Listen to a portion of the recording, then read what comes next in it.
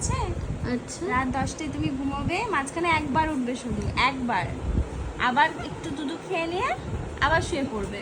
কি বুঝাচ্ছিস আমার ঠিক মেয়েকে? আছে? কি রে? তোর মেয়েকে একটু মানুষ করছি, তোর দ্বারা তো হবে না। আচ্ছা হ্যাঁ। মুখটা দেখাতে একবার ভালো করে। মানুষ শোনো, তুমি আমার কথাটা আচ্ছা। শোনো, আমার কথাটা শুনে চলবে, তাহলে দেখবে তোমার জীবনে উন্নতি হয়েছে। মুখটা ঘুরিয়ে দিল এই জন্য বলো না, আমার দিকে তাকিয়ে আছে, অবনতি আমার হবে। দিকে তাকিয়ে আছে। তুমি কি এখন আমার সাথে একটু ঘুরু ঘুরু করতে চাও?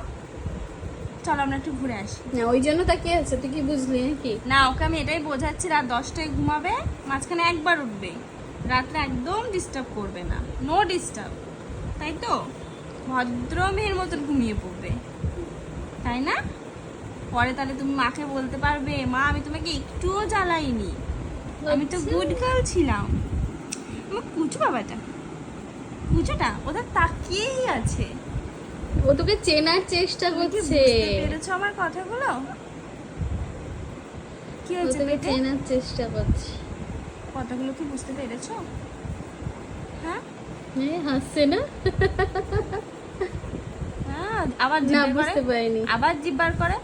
ও গাইস, কিপা ওকে একটা নাম দিয়েছে, ঠিক আছে? নামটা কিপা বল, কি নাম দিয়েছিস? নাগিন দলের রানী। আমার মেয়েকে এইসব উল্টাপাল্টা নাম দিয়েছে। ও ও জিভ বের করে বলে সবসময় ওকে নাগিন দরের রানী ডাকে। আর ওর কাছে নাগমণি আছে, তুই দেখিস নি। আচ্ছা ইয়েস, তোমার কি এখন সময় হয়ে গেছে?